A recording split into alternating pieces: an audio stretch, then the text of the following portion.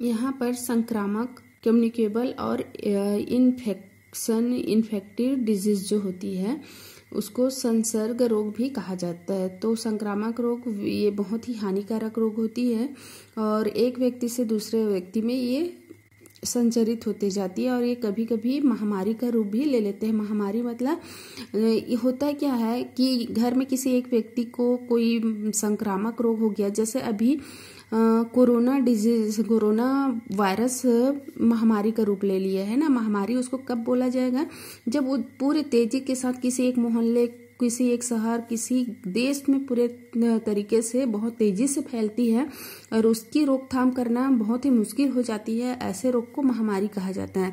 तो अभी बहुत ही बड़ी एग्जाम्पल आप लोगों के सामने है कोरोना वायरस, है ना, जो देख ही रहे हो कि कितनी घातक वायरस है और वो पूरे वर्ल्ड को अपने चपेट में ले लिए हैं। तो ये सबसे बड़ा संक्रामक रोग है जो अभी हाल ही में आपको ये चैप्टर समझने के लिए बहुत आसान होगा।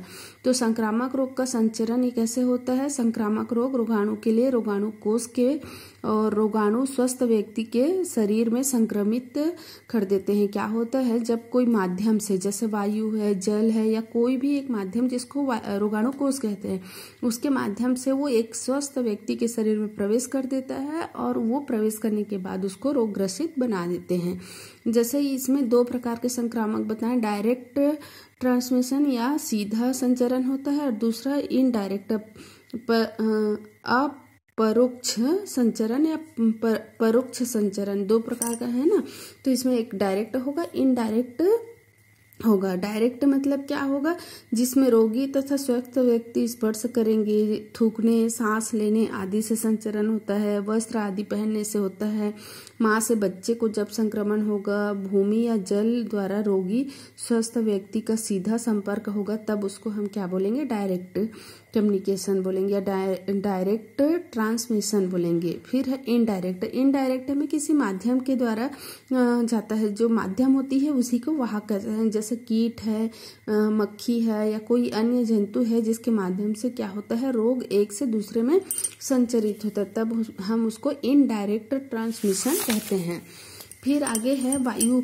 वायु के द्वारा कैसे होता है, जब वायु में कोई भी संक्रमण, रोगाणु या वायरस जो है हवा के माध्यम से फैलता है, तो उसको हम हवा के माध्यम, भोजन, दूषित भोजन या जल या दूध के माध्यम से भी ये फैलता है। कीटों के माध्यम से, मच्छर है, मक्खी है, इसके माध्यम से भी संक्रामक रोग फैलता है।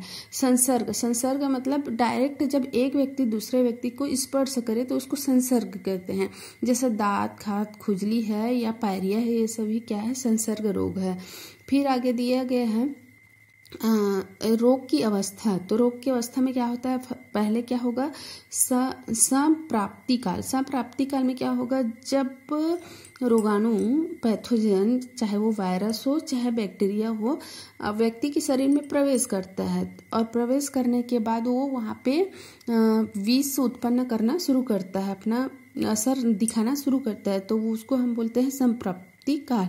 दूसरा संक्रमण काल। संक्रमण काल में उसका सिम्टम्स या उसके लक्षण धीरे धीरे उभरने लगता है, उसको क्या बोलेंगे, संक्रमण काल बोलेंगे। जैसे अभी देख रहे हो ना, कोरोना वायरस का शरीर में इंटर करना। फिर हम कैसे जानेंगे कि हमको वो वायरस से हम ग्रसित हो गए हैं, तो देखते हो ना, छींक आना, खांसी आना, फीवर आना, स्वाद में चेंज हो जाना, ये सभी क्या है, उसके सिम्टम्स हैं, लक्षण हैं, जिसको हम संक्रमण काल कहेंगे। ठीक है। फिर है प्रकोप काल। प्रकोप का क्लाइमेक्स पीरियड इसको बोलते हैं। इसमें क्या होता है, ये रोग की अंतिम बिंदु पर पहुंचकर लक्षण पूर्ण कर देते हैं और इस अवस्था में रोगी की मृत्यु होने की भी चांस होती है। वो पूरे सिम्टम्स उभर गए हैं, अब वो उभरने के बाद अगर उसकी कोई इलाज नहीं हुई तो क्या होती है, रोगी की मृत्यु होने की भी चांसेस होती है। फिर फोर्थ है समन काल। समन काल में क्या होता है, जैसे इस अवस्था में रोग के लक्षण और प्रकोप कम होने लगता है, एक हद तक वो अपनी लक्षण को दिखाएगी। उसके बाद अगर इम्यूनिटिक पावर अधिक है, प्रतिरोधक क्षमता अधिक है, तो उसकी क्या होती है, असर कम होने लग जाती है और वो लक्षण अपने आप क्या होता है, खत्म होने लगता है, उसकी जीवन काल जो होती है नष्ट होने लगती है। समाप्ति काल में क्या होता है, इस अवस्था में रोगाणु होने वाला रोग समाप्त हो जाता है। और लेकिन कभी कभी क्या होती है, जैसे कि जो भी वायरस है या बैक्टीरिया है वो सुप्त अवस्था या निष्क्रिय अवस्था में आके शरीर में ही रह जाता है और उसको सही वातावरण मिलने से या फिर अनुकूल वातावरण मिलने से क्या हो जाता है, वो उभर कर फिर सामने आ जाते हैं और व्यक्ति उस रोग से फिर दोबारा ग्रसित हो जाते हैं। अगर उस समय जिस समय उसको रोग हो चुका है वो पूर्ण रूप से सावधानी रखेगी या पूर्ण रूप से अपना इलाज करवा लेंगे तो उस रोग से वो बच सकते हैं। अगर वो इलाज नहीं करवाए हैं और वायरस सुप्त निष्क्रिय अवस्था में शरीर में है, लेकिन एक ऐसे समय आने पर वो फिर अपना असर दिखाने लग जाएगा, सक्रिय हो जाएगा, तब उसमें क्या होता है, दोबारा उस रोग से ग्रसित होने की चांसेस बढ़ जाती है और इस रोग से फिर क्या है, कमजोर हो जाते हैं और खत्म होने, मृत्यु होने की भी चांसेस बन जाती है। इस काल को समाप्ति काल कहा जाता है। ये 5th पॉइंट है, ठीक है। फिर यहाँ दिया है संक्रामक रोगों के प्रकार। तो संक्रामक रोग जैसे प्रोटोजोआ रोग होता है, हेलमिंथिस कृमि रोग होता है, बैक्टीरियल डिजीज होती है, वायरस डिजीज होती है, फंगल डिजीज होती है, ये सभी क्या है, संक्रामक रोगों के प्रकार होते हैं। अब बहुत सारे संक्रामक रोग में कुछ का यहाँ पे मेन का डील किया गया है। जैसे मनुष्य में होने वाले कुछ प्रमुख संक्रामक रोग, जैसे कि प्रोटोजोआ से होने वाले संक्रामक रोग मलेरिया है ना। तो मलेरिया जो होती है एक प्रोटोजोआ रोग होती है जो मादा एनाफिलिस मच्छर के काटने से होती है और ये प्लाज्मोडियम के कारण होता है। प्लाज्मोडियम क्या है, एक प्रोटोजोआ है जो मच्छर के काटने से फैलता है। इस रोग के बारे में रोनाल्ड रास ने 1897 में बताया। मलेरिया संसार के प्रत्येक हिस्से में पाई जाने वाली संक्रामक बीमारी है, लेकिन इसका सबसे अधिक प्रकोप भूमध्य या गर्म प्रदेशों में पाया जाता है। ये अगस्त से अक्टूबर तक अधिक होती है। आजकल इस बीमारी का लगभग निर्मूलन हो गया है, लेकिन आज से 25-30 वर्ष पूर्व हमारे देश में प्रतिवर्ष इस रोग से हजारों लोग क्या थे, मरते थे, ठीक है। पैथोजन, ये किसके कारण होता है, मलेरिया रोग प्लाज्मोडियम के कारण होता है जो प्रोटोजोआ परजीवी के रूप में संक्रमण के कारण होता है। ये जो होती है बीमारी, ये बुखार की प्रकृति के आधार पर मलेरिया रोग 4 प्रकार की होती है। पहला है टर्सियन मलेरिया। ये क्या होती है, इस मलेरिया में प्लाज्मोडियम वाइवेक्स के कारण होता है और इस रोग में बुखार 2-3 दिन बाद मतलब 24 घंटे पश्चात आता है। इसको चतुर्थक मलेरिया, सेकेंड वाला जो होती चतुर्थक मलेरिया होती है। ये मलेरिया जो प्लाज्मोडियम मलेरिया के कारण फैलता है और इसमें बुखार तीसरे दिन में आता है 72 घंटे के बाद। थर्ड को मिड टर्सियन मलेरिया कहते हैं। ये मलेरिया प्लाज्मोडियम ओवेली के कारण होता है जिसमें रोग में बुखार प्रत्येक 48 घंटे बाद आता है। फिर फोर्थ है मेलिग्नेंट टर्सियन मलेरिया। इसमें क्या होता है, ये प्लाज्मोडियम फैसिफेरम के कारण होता है और इसमें बुखार प्रत्येक तीसरे दिन में आता है।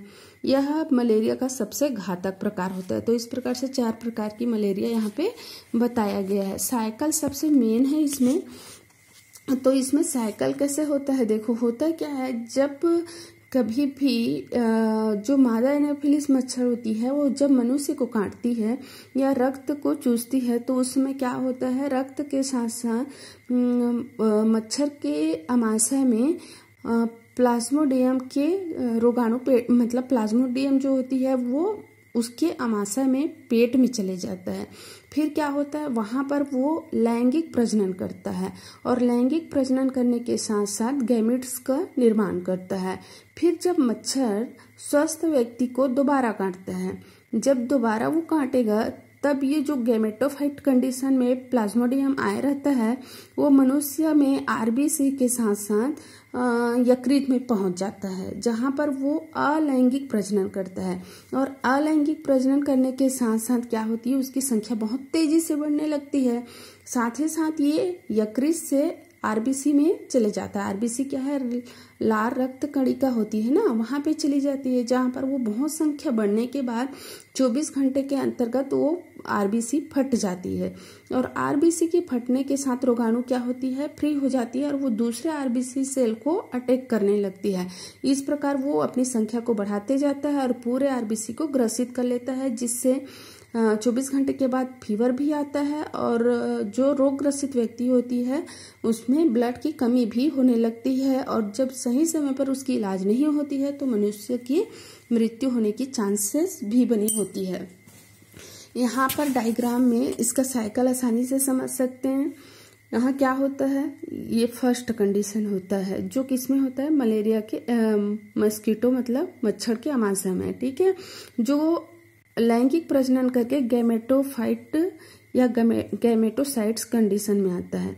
गैमेटोसाइट कंडीशन में आने के बाद ये सेकेंड जब किसी स्वस्थ व्यक्ति को काटती है तो स्वस्थ व्यक्ति को काटने के बाद किस में चले जाता है, आरबीसी सेल से वो यकृत में चला जाता है, जहाँ पर बहुत सारे अलैंगिक प्रजनन करने के साथ साथ वहाँ पर बहुत सारे स्पोरोजॉइट्स स्पोर्स बनते हैं और यही स्पोरोसाइट्स फिर आगे सेकेंड कंडीशन में ये फिर व्यक्ति के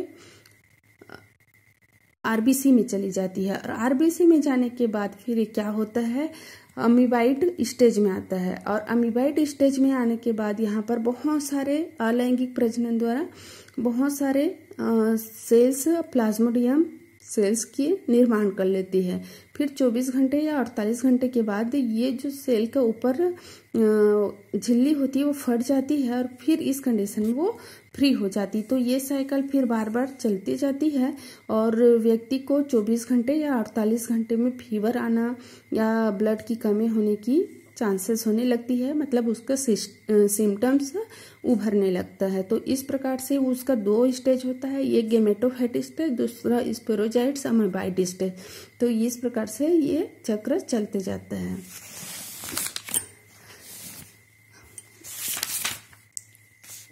फिर इसमें कुछ लक्षण हैं, जैसे मलेरिया में ज्वर आना, प्यास लगना, चेहरा लाल हो जाना, दर्द अकड़न होना, लीवर और प्लीहा में सूजन आ जाना। इसका रोकथाम क्या है कि घरों में साफ सफाई रखना, घर के दीवारों पर डीडीटी का छिड़काव करना, तालाबों में छोटी छोटी मछलियों को छोड़ देना चाहिए, प्रत्येक व्यक्ति को मच्छरदानी का उपयोग करना चाहिए, पशु के बांधने के स्थान को और मल मूत्र की ठीक से सफाई करनी चाहिए, मलेरिया होते ही इसकी सूचना स्वास्थ्य केंद्र में देना चाहिए। तो इस प्रकार से इसकी रोकथाम है जो आप लोगों को असाइनमेंट में पूछा भी गया है, तो यहाँ से आप लोग लिख लेंगे। ये अमीबिक पेचिस या अमीबाइसिस इसको सेकेंड क्लास में देखेंगे।